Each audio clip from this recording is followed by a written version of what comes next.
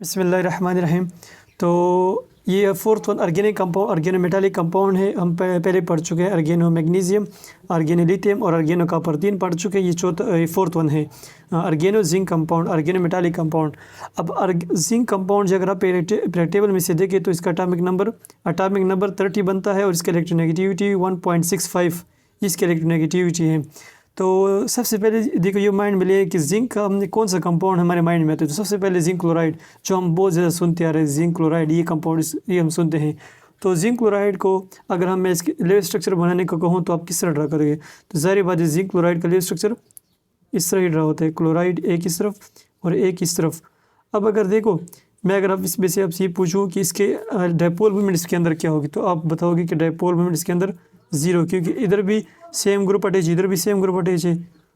तो क्या same group की वजह से इसके इलेक्ट्रोनेगेटिविटी डिफरेंस 0, सॉरी मैं डायपोल मोमेंट 0 है। तो फिर वाटर के अंदर देखो, वाटर के अंदर भी तो सेम अटैच है, फिर इधर इलेक्ट्रोनेगेटिविटी डिफरेंस 0 क्यों नहीं है? सॉरी डायपोल मोमेंट इधर क्यों 0 नहीं है?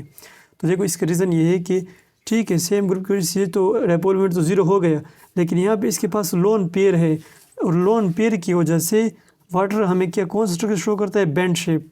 तो वाटर बेंड शेप जो शो कर रहा है, बेंड शेप, तो ये किसकी वजह से शो कर रहा है? V shape. ये ड्यू टू लोन पेयर, इसके अंदर जो लोन पेयर है इसकी वजह से ड्यू टू लोन पेयर ये हमें बेंड शेप शो करता है। इसका शेप जो होता है वी टाइप होता है। और यहाँ जिंक क्लोराइड जो इसलिए मतलब लीनियर शेप शो करता है कि इसके जो अटैच ग्रुप है वो सेम ग्रुप है और इसके अंदर इलेक्ट्रोनेगेटिविटी अगर आप इसके वो ड्रा कर लें इलेक्ट्रॉनिक कन्फिगरेशन, तो 4s2 और 3d10। तो इसलिए हम इसको कहते हैं कि जिंक कंपाउंड जो जिंक जो है ये एक्चुअली टिपिकली ट्रांजिशन एलिमेंट भी नहीं है, टिपिकली नॉट ट्रांजिशन एलिमेंट, क्योंकि इसका डी जो है वो कम्प्लीटली फिल्ड है और ट्रांजिशन एलिमेंट वो हमारे पास जनरली वो होते हैं जिसके अंदर D1 to D9 हो। तो ये तो टिपिकल ट्रांजिशन मेटल भी नहीं है और दूसरे इसके अंदर भी ये बात है कि इसके अंदर कोई लोन पेयर नहीं है जो वो ये शक्ल अपनी जो शेप है वो बेंड कर दे, कोई और शेप ये बना ले। तो इसका जो शेप है वो लेवल स्ट्रक्चर जो है वो लीनियर बनाता है। अब इसके अंदर ये बात है जब जिंक क्लोराइड के इर्द गिर्द दोनों कौन से ग्रुप अटैच हैं? Electron with drawing group attach है। तो इलेक्ट्रॉन विद ड्राइंग ग्रुप जो अटैच होंगे तो जिंक पे कौन सा चार्ज आएगा? पॉजिटिव, यानी पॉजिटिव चार्ज इस पे आएगा। जिंक क्या शो करेगा? जिंक ऐसा लेवल एसिड काम करेगा। जिंक इलेक्ट्रॉन डेफिशिएंट है तो जिंक इलेक्ट्रॉन को एक्सेप्ट करेगा। फिर लेवल एसिड हम उसको कहते हैं जो इलेक्ट्रॉन पेयर को एक्सेप्ट करे। ये क्या है? ये किसकी डेफिनेशन है? इलेक्ट्रॉन पेयर एक्सेप्ट करना, ये डेफिनेशन है लेविस एसिड की डेफिनेशन है। लेविस एसिड के उसको कहते हैं जो इलेक्ट्रॉन पेयर को एक्सेप्ट करे। और जिंक क्लोराइड के अंदर ये एबिलिटी है कि इलेक्ट्रॉन पेयर को एक्सेप्ट करे, इसलिए कि इसके अटैच जो दो ग्रुप्स है क्लोराइड, दोनों क्लोराइड इलेक्ट्रॉन विड्राइंग ग्रुप है, इसको जिंक को जो है ये इलेक्ट्रॉन डिफिशिएंट बना लेता है, तो ये इलेक्ट्रॉन पेयर को एक्सेप्ट कर सकता है। ये तो मतलब इसके जनरल इसके अंदर बात होगी, जिंक के अंदर ये बातें तो इसके अंदर होगी, इसलिए हम इसको इलेक्ट्रॉन पेयर एक्सेप्ट करके आगे एक बात लिखते हैं कि Lewis acid because electron deficient region, ये इलेक्ट्रॉन डेफिशिएंट है, इसी वजह से मतलब ये इलेक्ट्रॉन पेयर एक्सेप्ट करते हैं, इसको हम लेविस एसिड कहते हैं। तो ये तो मतलब जिंक क्लोराइड की जनरल बातें हो गई। अब हम अपने टॉपिक की तरफ आते हैं, क्योंकि हम ऑर्गेनो जिंक की बात कर रहे हैं तो इसके अंदर हमने ऑर्गेनिक कंपाउंड लाना है, यानी कार्बन हम लाएंगे, तो उसको फिर हम कहेंगे डाई ऑर्गेनो जिंक कंपाउंड, यानी दो ऑर्गेनो कंपाउंड, दो कार्बन हमने इसमें रखने हैं। तो क्लोराइड की जगह मैं ये रख लूँ, ये जिंक और ये दोनों कार्बोनाइन मैंने ऐड कर दिए हैं। जिस तरह पे क्लोराइड नेगेटिव फॉर्म में थे, इधर CH3 नेगेटिव फॉर्म में। अब ये ऑर्गेनो जिंक कंपाउंड बन गए जिसको हम कहते हैं डाई ऑर्गेनो जिंक कंपाउंड। अब इस ऑर्गेनो जिंक कंपाउंड इसको हम फिर कंडेंस फॉर्म में लिखते हैं, कंडेंस फॉर्म CH3 और ये जिंक, और इसके अंदर का CH3 भी ये नेगेटिव चार्ज यानी कार्बोनाइन काम करता है। अब मैं तो पहले पढ़ा चुका हूँ जितने भी ऑर्गेनो मेटालिक कंपाउंड है, इसमें जो कॉपर के अंदर जो कॉपर जो एक्ट करता है वो न्यूक्लियोफाइल एक्ट करता है, कार्बोनाइन एक्ट करता है। ये इसके अंदर ये बातें तो हो गई। अब इसमें एक और बात भी है। देखो हमने इलेक्ट्रोनेगेटिविटी डिफरेंस इससे पहले पढ़ी है ना, हमें पता है कि जिंक की इलेक्ट्रोनेगेटिविटी मैंने ऊपर लिखी है 1.65 और कार्बन की है 2.4 और ये जिंक की है 1.6 हम लेते हैं, तो इसका डिफरेंस जो बनेगा वो तकरीबन 0.8 और कॉपर और उसके दरमियान 0.6 बनता था। अगर मैं CH3 और कॉपर और CH3 ये कंपाउंड अगर आपको याद हो किलमैन रिएजेंट में, तो इसके अंदर इन दोनों के अंदर जो इलेक्ट्रोनेगेटिविटी डिफरेंस है वो 0.6 आई थिंक 0.6 0.5 बनते हैं। तो इलेक्ट्रोनेगेटिविटी डिफरेंस तो इसकी ज़्यादा है, तो इसका ये मतलब है कि इसका कार्बिनाइन जो है वो थोड़ा सा स्ट्रांग होगा अर्गेनोलिथियम से, सॉरी अर्गेनो कापर से। अर्गेनो कापर के अंदर जो कार्बिनाइन प्रोड्यूस हो रहा था उसके डिफरेंस जो था, डिफरेंस की वजह हम कह रहे थे कि सोर्स में जो डिफरेंस होती है उसकी वजह से फिर इसके स्ट्रेंथ पे हम बात करते हैं। इसके अंदर 0.6 डिफरेंस है तो ये कार्बिनाइन देगा, और इसके अंदर डिफरेंस 0.8, तो इसको कार्बिनाइन तो स्ट्रांग होना चाहिए। यानी इलेक्ट्रोनेगेटिव डिफरेंस के मुताबिक हम ये डिसाइड कर सकते हैं कि इसके जो कार्बिनाइन प्रोड्यूस होगा थोड़ा सा स्ट्रांग होगा देन कापर। लेकिन हम पढ़ते हैं कि नहीं, इसके अंदर जो वो प्रोड्यूस होगा कार्बिनाइन वो मच माइल्डर देन, हम इधर लिखते हैं much milder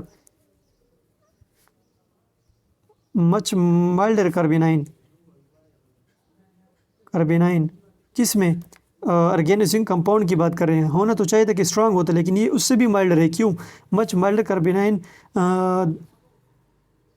then organocopper. मैं इधर शॉर्टकट लिखता हूँ अर्गेनो कापर, बिकॉज इसके रीज़न क्या है, because of dipole moment zero, इसलिए कि इसके अंदर डाइपोल मोमेंट ज़ीरो है। although it has electronegativity difference, but due to no dipole moment in organic zinc compound, so it produce much milder carbanion than organocopper या Gilman reagent के मुकाबले में बनिस्बत। तो ये आपको फ़र्क याद होना चाहिए। इसके अंदर जो कार्बिनाइन प्रोड्यूस हो रहा है ये अर्गेनो कापर से और गिलमैन रिएजेंट से भी कम मतलब स्ट्रांग होता है, उससे भी कम रिएक्ट करता है। तो ये तो आपको याद होना चाहिए। इसके रिएक्टिविटी की बात भी हो गई। अब इसके अंदर आते हैं कैसे हम इसको सिंथेसिस करेंगे। तो सिंथेसिस इसका बहुत आसान है। किस तरह हम इसके अंदर लेंगे, इसका रिएक्शन मैं इधर साइड पे लिखता हूँ। सिंथेसिस हम क्या करते हैं, ये हम स्टाइक्रोमेटिक हम 2 लेते हैं ब्रोमाइड और फिर लेते हैं जिंक, 2 जिंक लेते हैं। जिंक हमें पता है डाईवेलेंट है, मतलब इस पर हम लिखते तो 0 है ना, लेकिन ये मतलब नॉर्मली 2 बॉन्ड बनाता है जिंक। ऑक्सीडेशन स्टेट इस पर 2 बनती है और ये बना लेगा ये जिंक और CH3 और ये CH3 और दूसरा कंपाउंड इसके अंदर बन जाएगा जिंक ब्रोमाइड और CH3। तो ये हमारे पास डाई अर्गेनो जिंक कंपाउंड है, और इस कंपाउंड को फिर हम कहते हैं हेट्रोलेप्टिक कंपाउंड। यानी जिंक के अंदर दो आपके पास न्यूक्लियोफाइल होते हैं, एक ये और एक दोनों न्यूक्लियोफाइल है ना, यहाँ पे ये दोनों न्यूक्लियोफाइल, लेकिन ये दोनों सेम है, तो इसको हम कहते हैं डाई अर्गेनो जिंक कंपाउंड, और इसको हम कहते हैं हेट्रोलेप्टिक। यानी इसके अंदर डिफरेंस ग्रुप अटैच है ये, और ये डिफरेंस ग्रुप अटैच है, तो इसको फिर हम हेट्रोलेप्टिक जिंक कंपाउंड कहते हैं। और ये ऊपर बन गया, ये हमारे पास कौन सा बना है, ये हमारे पास डाई अर्गेनो जिंक कंपाउंड। तो ये तो इसके सिंथेसिस प्रोसीजर है, बहुत सिंपल तरीका है, मतलब इससे बन जाता है। अगेन बनाने का जो तरीका है वो इसमें कोई मुश्किल नहीं, मतलब आसानी से आप बना सकते हो with the help of homolytic fission, जिस तरह हमने उसको बनाया था। अगर आपको थोड़ा सा याद हो, magnesium compound, magnesium Grignard reagent की प्रिपरेशन, सेम उसी तरीके से आप ये भी बना सकते हो। तो ये तो चलो इसमें मतलब इसके मैकेनिज्म में कोई इतना मुश्किल बात नहीं है, पिछली वीडियो में बता चुका हूँ। सेम इस तरह से ये हम बना सकते हैं। ये तो इसकी सिंथेसिस हो गई, हेट्रोलेप्टिक कंपाउंड भी हो गई। इसको मैं इधर लिखता हूँ दोबारा ताकि आपको क्लियर हो। हेट्रोलेप्टिक कंपाउंड जब दोनों डिफरेंट हों, ये तो हो गया हेट्रोलेप्टिक कंपाउंड। इसके di zinc compound synthesis heteroleptic compound. अब इसके रिएक्शन पढ़ते हैं। तो ज़ाहिर बात इसके अंदर कार्बिनाइन है, तो कार्बिनाइन हम जानते हैं कि कार्बिनाइन क्या करता है, इधर एडिशन करेगा और मतलब इसका हम हाइड्रोलिसिस चूँकि ये गुड लिविंग ग्रुप है तो हाइड्रोलिसिस नहीं करेंगे, इसमें एडिशन करके हमें कीटोन दे देगा। आपको ये बात याद होगी, जब गुड लिविंग ग्रुप होगा तो फिर हम हाइड्रोलिसिस नहीं करते नॉर्मली। जब गुड लिविंग ग्रुप है तो मतलब इसके साथ अटैच और इसको सब्स्टिट्यूशन है इसकी हो गई। क्लोरीन ये न्यूक्लियोफाइल है और ये भी न्यूक्लियोफाइल है, न्यूक्लियोफाइल को रिप्लेस किया, न्यूक्लियोफाइलिक सब्स्टिट्यूटेड रिएक्शन इसके अंदर हो जाती है और ये बन जाता है। ये तो जनरल रिएक्शन है जो सारे ऑर्गेनो मेटालिक कंपाउंड नॉर्मली करते हैं, हमने किए हैं। Organo magnesium, organo lithium, organo copper, तो रिसर्च में चेंज था। इसके माइल्ड रिएक्टिविटी हमने पढ़ी थी और बहुत ज़्यादा सेलेक्टिव होता है, वो मैं पढ़ा चुका हूँ पिछली वीडियो में। और ये ऑर्गेनो जिंक है, तो इसके अंदर ये तो जनरल हमें समझ आ जाती है, मतलब इधर अटैक कर लेगा इस तरफ, फिर ये इस तरफ, फिर ये इस तरफ, और फिर इसको गए बाय बाय चले जाओ, ये तो चला गया और इसकी मतलब सब्स्टिट्यूशन हो गई, ये कंपाउंड बन गया, उधर है हाइड्रोलैप्टिक कंपाउंड हमारे पास बन गया, ये तो बन गया, इससे हमारा कोई सरकार नहीं। इसके अगेन जिंक के जो है कुछ रिएक्शन है बहुत इंपॉर्टेंट है, जो नाम से ही आप जानते होंगे। दो इंपॉर्टेंट इसके रिएक्शन है अगेन जिंक कंपाउंड, एक रिफॉर्मेट्स की रिएजेंट रिएक्शन यानी triple R R R R, और ये साइमन स्मिथ रिएक्शन SSR रिफार। अच्छा, इस दोनों रिएक्शन बहुत ज़्यादा इंपॉर्टेंट है, थोड़े से लेंथी भी है, तो इस तरह करते हैं मैं इस वीडियो में इसको कंप्लीट करता हूँ, ठीक है। नेक्स्ट वीडियो में इस अगली वीडियो इसके पार्ट आएगा तो उसमें हम फिर साइमन स्मिथ भी कर लेंगे, लेकिन फिलहाल हम इस पर फोकस करते हैं रिफॉर्मेट्स की रिएजेंट रिएक्शन। अच्छा, तो इसको पहले जनरल इसका रिएक्शन लिखते हैं कि किससे मतलब रिएक्ट करेगा और क्या बनाएगा प्रोडक्ट में, तो उसको हम पढ़ते हैं। थोड़ा सा आप देख ले, इस तरफ हम लेंगे एल्डिहाइड कीटोन जो भी ले लें, चाहे आप इराइल ले लें, चाहे आप एलिफेटिक ले लें या एरोमेटिक ले लें, जो भी हो, ये देखो एलिफेटिक एरोमेटिक, उधर एल्डिहाइड या कीटोन जो भी हो, इन दोनों में से कोई एक ले लो। और इसके साथ जो अटैच ग्रुप है ना, ये ग्रुप, इसको हम कहते हैं, देखो अगर आप इसको देख लो तो ये क्या है, ईस्टर OR, ये ईस्टर ग्रुप है। ईस्टर अगर इधर मैं CH3 बना लूँ तो ये पूरा ईस्टर है, लेकिन इस CH3 की जगह एक हाइड्रोजन की जगह मैंने लिखा है ब्रोमीन, हैलोजन फैमिली, तो इसको हम कहते हैं हेलो एस्टर। बाकी एस्टर है लेकिन हेलो फैमिली इसके अंदर आई हुई है, इसको हेलो एस्टर।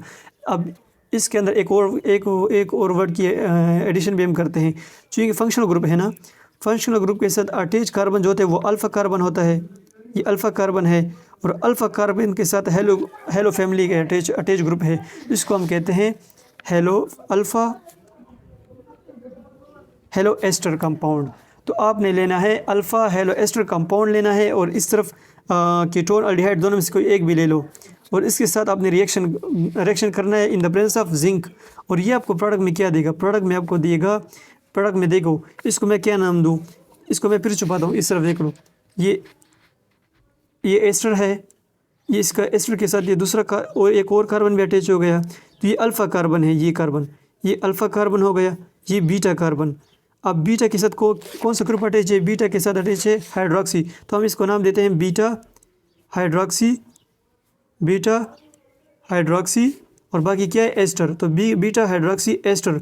ये कंपाउंड हमें रिफॉर्मेट्स की रिएजेंट के रिएक्शन में प्रोडक्ट में हमें ये मिलेगा, यानी हम कीटोन अल्डिहाइड ले लेंगे, अल्फ़ा हेलो एस्टर ले लेंगे, इसके साथ रिएक्ट करके हमें बीटा हाइड्रोक्सी एस्टर दे देगा। ये जनरल रिएक्शन है, इधर मैं ऊपर लिखता हूँ, ये जनरल रिएक्शन का बस जस्ट मैंने स्केच बना दिया कि इसको स्केच है, लेकिन ये रिएक्शन होता किस तरह है अगर आप थोड़ा सा सोच लें।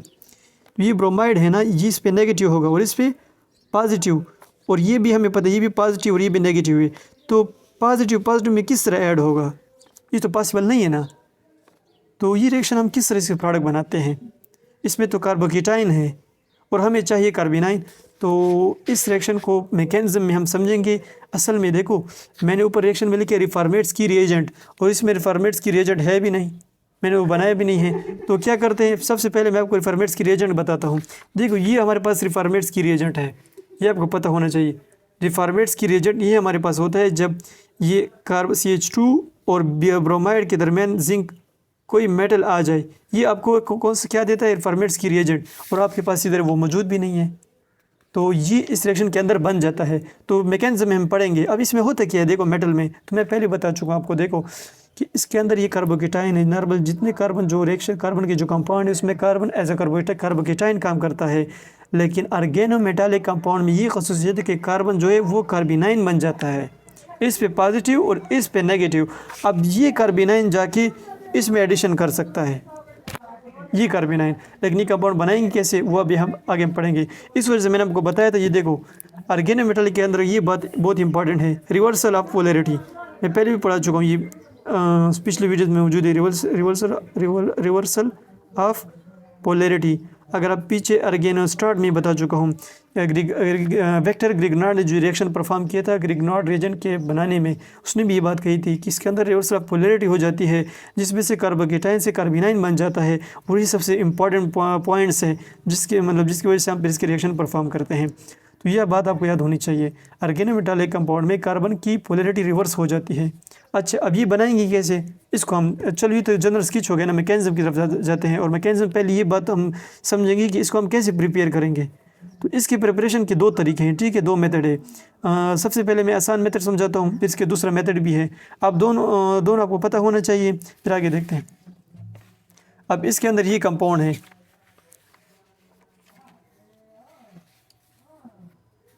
ये देखिए फॉर्मेशन ऑफ RRR, यानी फॉर्मेशन क्या, रिफॉर्मेट्स की रिएजेंट उसके फॉर्मेशन करने की कैसे हम उसको बनाएंगे, तो 2R काफ़ी है। रिफॉर्मेट्स की रिएजेंट कि इसकी फॉर्मेशन हम किस तरह करेंगे, उसका ये रिएक्शन जारी है। तो क्या होता है, देखो जिंक हमने रखा था, ये मैंने क्या लिया है, ये वही कंपाउंड मैंने लिया जो इधर मैंने लिखा था अल्फ़ा हेलो एस्टर, वही कंपाउंड मैंने लिया है, इसको मैंने ब्लॉक कर दिया और ये जिंक मैंने इस पर छोड़ दिया है। अब जिंक इससे क्या बनाएगा, ये कंपाउंड बनाएगा। कैसे बनाएगा, उस रिएक्शन को हम मैकेनिज्म को हम समझते हैं। इसका मैकेनिज्म क्या होता है, ये जिंक इस पर अटैक करता है, चूँकि हमें पता है जिंक जो है रिड्यूसिंग एजेंट है, दूसरे को रिड्यूस करता है, खुद ऑक्सीडाइज होता है। यानी ऑक्सीडाइज का क्या मतलब, ये ऑक्सीजन लेगा, दूसरा मतलब कि ये लॉस ऑफ इलेक्ट्रॉन करेगा। तो ये रिड्यूसिंग एजेंट है, जिंक इज़ रिड्यूसिंग एजेंट। इस पे अटैक कर लेता है, जैसे इस पे अटैक करता है तो आगे कार्बन क्या करता है, ऑक्सीजन अपना बॉन्ड इस तरह शिफ्ट करेगा। जब ये बॉन्ड इस तरह शिफ्ट करेगा तो ये ब्रोमाइड को कहेगा कि तुम चले जाओ, क्योंकि ये गुड लिविंग ग्रुप है, तो इसको जाने देगा। क्योंकि CH2 हमें पता है कि 4 बॉन्ड बनाएगा, 5 बॉन्ड तो नहीं बना सकता। जब ये बॉन्ड इस तरह शिफ्ट होगा तो 4 हो जाएंगे, तो इसको फिर छोड़ देगा। और इसका आगे प्रोडक्ट देखो, CH2 बन गया, इससे ब्रोमाइड निकल गया। ब्रोमाइड, अच्छा ब्रोमाइड कहाँ, ब्रोमाइड जाके जिंक के साथ आ जाता है, और जिंक ब्रोमाइड ऊपर ऑक्सीजन को स्टेबल करते हैं, ऊपर ऑक्सीजन को स्टेबल करते हैं, और नीचे ये बन गया है। अब इसके आगे क्या होता है, एक तो ये कंपाउंड है। अच्छा बास किताबों में इस कंपाउंड पे स्टॉप कर दिया, बास किताब में इससे मतलब इसका वो बनाया हुआ है ना, इसका दूसरा फॉर्म बनाया हुआ है, वो किस तरह देखो। अगर आप इसमें थोड़ा सोच लें, हमें पता है ये जिंक ऑक्सीजन के साथ एक ही बॉन्ड है, सिंगल बॉन्ड, क्योंकि ये बॉन्ड टूट गए, सिंगल है। तो ऑक्सीजन क्या करता है, अपने बॉन्ड को दोबारा रिगेन करता है, डबल बॉन्ड बनाने की कोशिश करता है। जब ये डबल बॉन्ड बनाएगा तो इसको शिफ्ट करेगा, जाहिर बात है, क्योंकि ये कार्बन भी 4 बॉन्ड बनाएगा। तो 1 2 3 4 तो है, ऑक्सीजन अपना बना रहे तो वो 5वां बन रहा है, तो ऑक्सीजन बना लेगा और इसको शिफ्ट कर देगा इधर, तो ये कार्बिनाइन बन जाएगा। तो ये कार्बिनाइन जब बनेगा, अब पहले जिंक ब्रोमाइड इसको स्टेबल बना रहा था, ये काउंटेरियन आइंस है, काउंटर आइंस है, इसको स्टेबल बना रहा था। अब वो जिंक ब्रोमाइड इसकी तरफ आ जाएगा, कार्बन की तरफ, और इसको स्टेबल बनाएगा। इधर देखो ये जिंक ब्रोमाइड ये कार्बन की तरफ आ गए, इसको स्टेबल बना रहे हैं, और कार्बन ऑक्सीजन के दरमियान ये 2 बॉन्ड है, ये 2 बॉन्ड है, ठीक है। आपको शायद एक ही नज़र आए, लेकिन ये 2 बॉन्ड है, ठीक है, इसमें कन्फ्यूज अपनी नहीं होना। और ये हमारे पास बन गया रिफॉर्मेट्स की रिएजेंट, ये हमारे पास बन गया। हमारे इंटरेस्ट इसी में था कि इसको हम कैसे बनाएंगे, तो हमने बना लिया है। अच्छा इसको क्या कहते हैं, जो दरमियान में बन गया है, इसको हम कहते हैं जिंक इनोलेट एस्टर। चूँकि ये एस्टर है और ये इनोलेट ग्रुप है, और जिंक इसके साथ अटैच है, तो जिंक इनोलेट एस्टर, तो ये भी इसका कंपाउंड है और ये दोनों कंपाउंड है। अब अच्छा एक तो ये हो गया ना फॉर्मेशन, इसके तरीका ये है कि मतलब जिंक इस पर अटैक करते और ये बना लेता है। एक ये है RR बनाने का तरीका। दूसरा तरीका क्या है, अगर आप थोड़ा से पीछे चले जाएं, वीडियो में मैंने समझाया हुआ है कि जिस तरह हम ग्रिग्नॉर्ड रिएजेंट को बनाते थे, ग्रिग्नॉर्ड रिएजेंट उसको बनाते थे थ्रू होमोलेटिक फिजन के ज़रिए से, कि अल्काइल हैलाइड के अंदर होमोलेटिक फिजन हो जाती है, फिर रेडिकल बन जाते हैं, फिर मैग्नीशियम डाइवेलेंट है तो इस पर अटैक कर लेता है और ये मैग्नीशियम ब्रोमाइड बन जाता है, मैग्नीशियम ब्रोमाइड, और ये रेडिकल रह जाता है। फिर ये और ये दोनों, चूँकि जब इसके अंदर होमोलेटिक फिजन होगी तो ये भी रेडिकल प्रोड्यूस करेगा, ये भी रेडिकल, तो ये रेडिकल इसके साथ अटैच हो जाता है और ये रेडिकल रह जाता है। देखो मिथाइल, लेट सपोज अगर R मेरे पास मिथाइल हो तो रेडिकल रह गया, वो मैग्नीशियम के पास 2 इलेक्ट्रॉन हैं, तो एक इसने इसके साथ शेयर किया बॉन्ड, लेकिन दूसरा इलेक्ट्रॉन इसका मौजूद है और रेडिकल फॉर्म, तो ये दोनों बॉन्ड बना लेंगे और ग्रिग्नॉर्ड रीजन बन जाएगा, जो पीछे हम पढ़ चुके हैं बहुत डिटेल के साथ। अगर आपको देखो, मैं पहले से बता रहा हूँ कि सीरीज़ में देखोगे तो फिर आसानी बहुत ज़्यादा होगी। ये तो बन गया। अब सेम प्रोसेस हम क्या करेंगे, इसमें ही करेंगे, इसके RR फॉर्मेशन में। RR फॉर्मेशन का एक तरीका तो ये हो गया, दूसरा तरीका मैं समझाने की कोशिश कर रहा हूँ, वो बिल्कुल इसी तरह है जिस तरह ग्रिग्नॉर्ड रीजन के हम बनाते हैं। तो देखो ये कंपाउंड हमने लिया था, ये अल्फ़ा था, अल्फ़ा ये फंक्शनल ग्रुप के साथ जो कार्बन अटैच हो अल्फ़ा, तो इसको हम कहते हैं अल्फ़ा हेलो एस्टर, अल्फ़ा के साथ हेलोजन फैमिली है तो इसको हम कहते हैं अल्फ़ा हेलो एस्टर। वही कंपाउंड मैंने दोबारा लिया, ये भी और ये दोनों सेम है, दोनों मैंने सेम लिए, alpha halo ester compound, alpha halo ester compound, इधर भी जिंक इधर भी जिंक, लेकिन उसका मैकेनिज्म डिफरेंट है, इसका मैकेनिज्म डिफरेंट। फॉर्मेशन के 2 तरीके, मैं पहले बताया इसके 2 तरीके, एक तो हम पढ़ चुके हैं, दूसरा तरीका क्या है, सेम तरीका लाइक ग्रिग्नॉर्ड फॉर्मेशन के, इन दोनों के बीच, जैसे उन दोनों के बीच अल्काइल हैलाइड, यहाँ भी ये अल्काइल हैलाइड का बॉन्ड है ना, इसके दरमियान होमोलेटिक फिजन हो जाती है, तो ये भी रेडिकल बन जाता है, और ब्रोमाइड इसके साथ बॉन्ड बना के जिंक को भी रेडिकल बना लेता है। तो देखो ये रेडिकल बन गया है इस कंपाउंड से, ये रेडिकल बॉन्ड बन गया है, ये बन गया, और बाकी जिंक ब्रोमाइड से रेडिकल बन गया है। और फिर ये दोनों आपस में फिश हुक, इन दोनों आपस में आके बॉन्ड बना लेते हैं और हमें क्या देता है, जिंक ब्रोमाइड आर्गेनो जिंक कंपाउंड बना लेते हैं हम। तो देखो अगेन यहाँ पे कार्बोकेटाइन था और यहाँ पे कार्बिनाइन बन गया है। ये इसका जो सारा रिवर्सल ऑफ पोलैरिटी है। तो ये दोनों तरीके मेरे ख्याल में इसमें जो मुझे तो दोनों आसान लगते हैं। ये भी इजी स्टेप है और ये भी इजी है। लेकिन अगर आप अपने कोर्स कंटेंट को देख के चल रहे हैं, मतलब ग्रिग्नार्ड रीजन के फॉर्मेशन में, तो हम सारे होमोलिटिक फ्यूजन के ज़रिए से नॉर्मली बनाते हैं। तो ये तो बन गया है। अब अगेन रिफॉर्मेट्स की रिएजेंट को बनाना ज़रूरी था। अब ये रिएक्शन करेगा, क्योंकि मैं पहले भी आपको बता चुका हूँ क्या भी जो कार्बोकेटाइन है वो इधर ऐड नहीं हो सकता, यहाँ पे कार्बिनाइन हमें चाहिए, वो रिफॉर्मेट्स की रिएजेंट में मौजूद है। तो इसका बनाना पहले ज़रूरी है। अब ये इसमें अटैक करेगा। तो अब इसके मैकेनिज़्म को पढ़ते हैं। ये तो हमने बना लिया है। अब रिएक्शन मैकेनिज़्म क्या है, रिफॉर्मेट्स की रिएजेंट रिएक्शन मैकेनिज़्म RRR। अगर आपको सच में ये वीडियो इसमें कुछ कंटेंट सीखने को मिल रहा है तो प्लीज़ इसके कमेंट में आपने RRR लिखना है, क्योंकि सारे जो लेक्चर है वो RRR पे मुश्तमिल है। तो अगर आपको वाकई इसमें कुछ लर्निंग सीखने को कुछ मिल रहा है तो आपने कमेंट में RRR लिखना है। तो रिफॉर्मेट्स की रिएजेंट रिएक्शन, उसका मैकेनिज़्म पढ़ते हैं। अब ये तो मैंने स्टार्ट में बताया था कि हम एल्डिहाइड कीटोन लेते हैं और यहाँ पे क्या होता है, पहले मैंने लिया था अल्फ़ा हेलोएस्टर कंपाउंड। अब हम क्या लेते हैं, रिफॉर्मेट्स की रिएजेंट, क्योंकि वो इसमें एडिशन करेगा। अब होता क्या है रिफॉर्मेट्स की रिएजेंट, चूँकि हमें पता है कि ये कार्बिनाइन है, तो ये क्या करेगा, ये कार्बिनाइन जाके इसमें एडिशन करेगा, और ये बॉन्ड फिर इधर शिफ्ट होगा। तो ये जब इधर ऐड होगा तो इधर देखें इस साथ ये पूरा ग्रुप अटैच हो गया। ये पूरा ग्रुप जो है ना, ये पूरा ग्रुप ये ब्लैक वन पूरा इधर अटैच हो गया है। और ऊपर ऑक्सीजन पे नेगेटिव, उसको स्टेबल बनाने के लिए जिंक ब्रोमाइड आ जाता है। ज़ाहिर बात, अगर ये कार्बिनाइन उधर बॉन्ड बनाएगा तो इसका ये बॉन्ड टूट जाएगा और ये क्या होगा, मतलब इसके बॉन्ड इस तरफ आएगा। और अगर मैं इस तरह करूँ कि ये कार्बिनाइन बन जाता है और जिंक पॉजिटिव, तो वो इसके साथ ऑक्सीजन को स्टेबल बनाने की तरफ चला जाता है। अब इसके बाद फिर हम हाइड्रोलिसिस करते हैं, जो कि इंतहाई ईजी स्टेप है। इधर OH हो जाएगा और जिंक ब्रोमाइड के साथ इधर H हो जाएगा। ऑक्सीजन तो मौजूद है, इसके साथ H हम अटैच कर लेंगे। ये ऑक्सीजन तो ऑलरेडी मौजूद है और ये डबल बॉन्ड ये हमने एक्सटेंड कर दिया है। अच्छा, यहाँ पे मैंने इस तरह किया कि इधर H या R जो है तो वो मैं नीचे ले, इसको मैं ऊपर ले गया हूँ।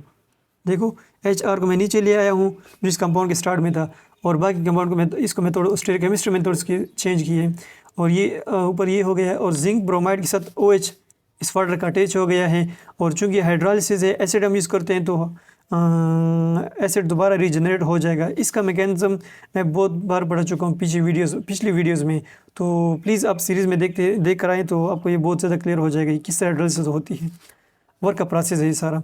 ये तो हो गया, इससे कंपाउंड तो बन गया। अब इस कंपाउंड को आप देखो, ये फंक्शनल ग्रुप है। फंक्शनल ग्रुप के साथ जो अटैच ग्रुप इसे हम क्या कहते हैं, अल्फ़ा, और इसके साथ अटैच हो ये बीटा। तो मैं इसको कह सकता हूँ बीटा हाइड्रोक्सी और ये बाकी क्या है, एस्टर। तो बीटा हाइड्रोक्सी एस्टर। तो क्या बन गया हमारे रिएक्शन के क्या हम रिएजेंट थे, ये सबस्ट्रेट ये था, अल्फ़ा हेलोएस्टर ये था, और फिर बनाते क्या, बीटा हाइड्रोक्सी एस्टर। वही हमने लिया है कीटोन। और ये हमारे पास अल्फ़ा हेलोएस्टर नहीं है, अल्फ़ा हेलोएस्टर से हमने रिफॉर्मेट्स की रिएजेंट बनाया है और ये है। इस पे अटैक करके हमें क्या देता है, बीटा हाइड्रोक्सी एस्टर। ये तो प्रोसेस कंप्लीट हो गया। यहाँ तक तकरीबन हमारा सारा कंटेंट सिलेबस कंप्लीट हो गया। लेकिन यहाँ पे एक और बात है। भट्ट साहब ये कहता है, भट्ट साहब कहते हैं तो ठीक है, आपने तो ये तो उठा लिया, लेकिन ये चीज़ जो है, ये देखो, ये दो फॉर्म में मौजूद है। ये जो मैंने यूज़ किया हुआ है, मैंने ये वाला फॉर्म यूज़ किया है, ये देखो ये वाला। लेकिन इसका दूसरा फॉर्म भी है, ये देखो, ये एरो, ये फॉर्म भी मौजूद है, इनोलेट।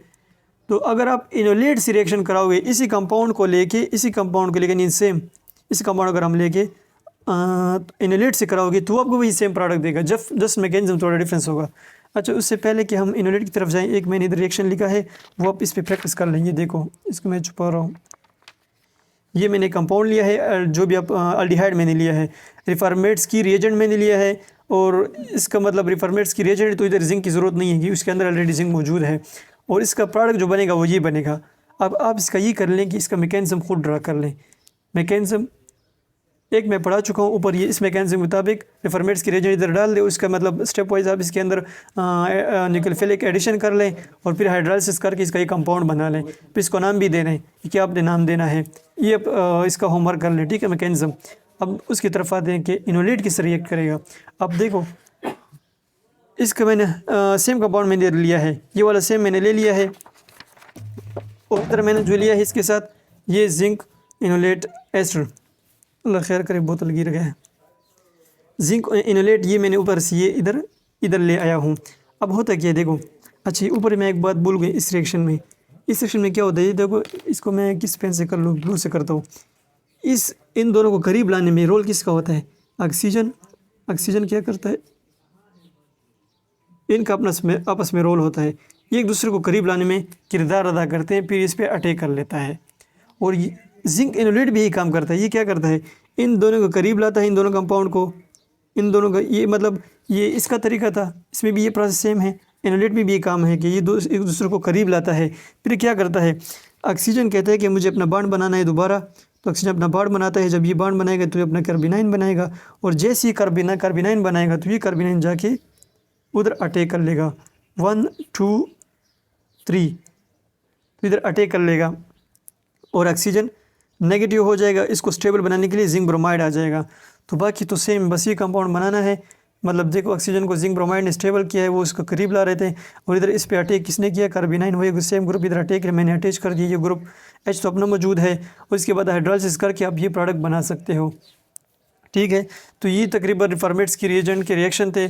आप इसके अंदर इस तरह करें कि अपने पास पेजेस रखें, उसको रिएक्शन को करते जाएं, सिर्फ देखने से मतलब आपका काम नहीं चलेगा, आप साथ साथ इसके साथ प्रैक्टिस करते जाएं, और ये एक साथ साथ मैं जो होमवर्क देता हूँ मैकेनिज्म के लिए वो आप उसको ड्रा करते जाएं। और दूसरी बात ये ओरली बात मैं अक्सर करता हूँ, ओरली पॉइंट्स बताता हूँ, तो अपने साथ लिखते जाएँ, ठीक है। और last but not the least कि जितने भी मतलब ये ऑर्गेनोमेटालिक मैं पढ़ा चुका हूँ, इसको आप एक तरतीब से देखते जाएँ, फिर आपके लिए बहुत आसानी होगी। Thank you very much.